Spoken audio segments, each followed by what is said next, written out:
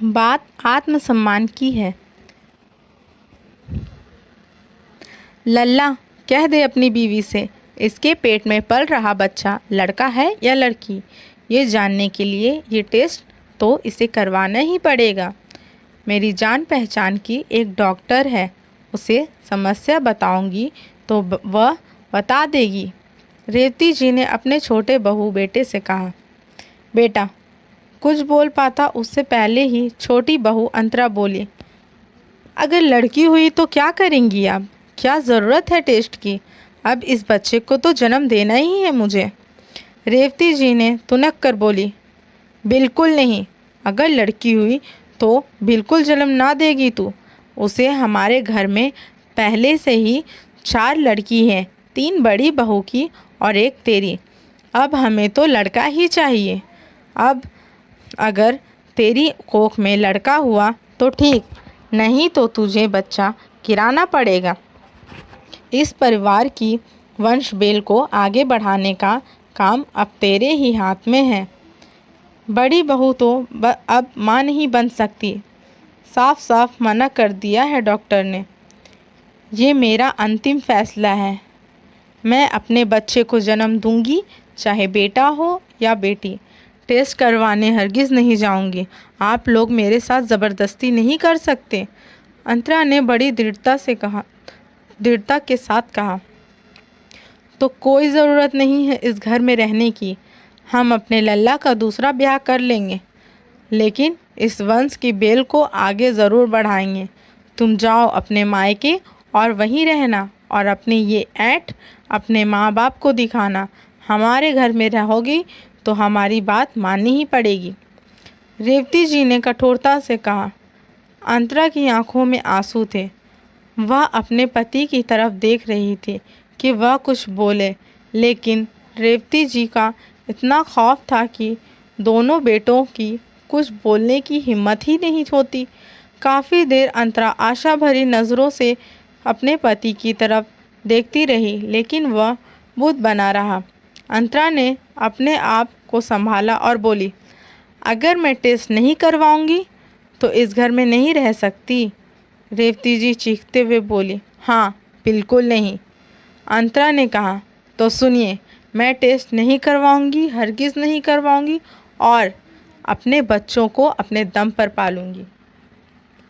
अंतरा कहते हुए अपने कमरे में चली गई और बैग पैक करने लगी। रेवती जी ने अपने बेटे को अंतरा से मिलने भी नहीं जाने दिया। मायका पास ही था, सो वह अपने साथ अपनी 4 साल की बेटी को लेकर अपने घर चले गई। मायके में मम्मी पापा अकेले ही रहते थे। एक भाई था, वह अपने नौकरी पर दूसरे शहर में रहता था। मम्मी पापा ने अंतरा का पूरा साथ दिया, क्योंकि वो जानते थे कि उनकी बेटी गलत नहीं। अंतरा ने अपने आप को संभाला और फिर वह दिन भी आ गया जब उसने एक हष्ट-पुष्ट बेटे को जन्म दिया। अंतरा ने बेटे को जन्म दिया है, ये सुनकर रेवती जी अंतरा के मायके आई और अंतरा के मम्मी पापा से अपने बहू को घर वापस ले जाने के लिए कहने लगी। बच्चे का नामकरण नहीं हुआ था, सो अंतरा अलग कमरे में थी। अंतरा की माँ ने कहा, बिटिया, तेरी सास और दामाद जी तुझे अपने घर लेने आए हैं। अंतरा मुस्कुराई और बोली, माँ, वो लोग मुझे नहीं, मेरे बेटे को लेने आए हैं। उनके वंश को आगे बढ़ाने का ज़रिया जो बनेगा। पिछले 6 महीने में जिस पति और सास ने मेरी खबर सुध नहीं ली, आज मुझे घर ले जाने की बात कर रहे हैं। माँ, उनसे कह दीजिए अपने उस बेटे की जिसे गलत को गलत कहने की हिम्मत नहीं, दूसरी शादी करवा ले। मेरे बच्चों का ख्याल और पालन पोषण करने के लिए मैं अकेली ही काफ़ी हूँ, और फिर इनके नानू नानी भी तो हैं। माँ ने कहा, बेटा, एक बार और सोच लेती। नहीं माँ, इसमें सोचने वाली कोई बात नहीं है। बात आत्मसम्मान की है। एक पत्नी, एक बहू, एक माँ और एक नारी की आत्मसम्मान की।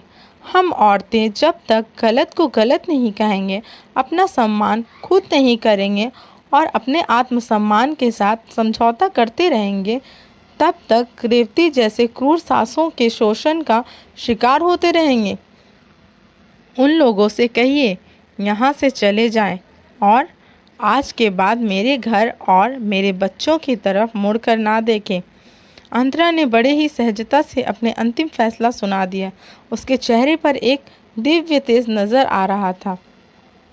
अंतरा की माँ जैसे ही बाहर आई तो देखा वो लोग जा चुके थे।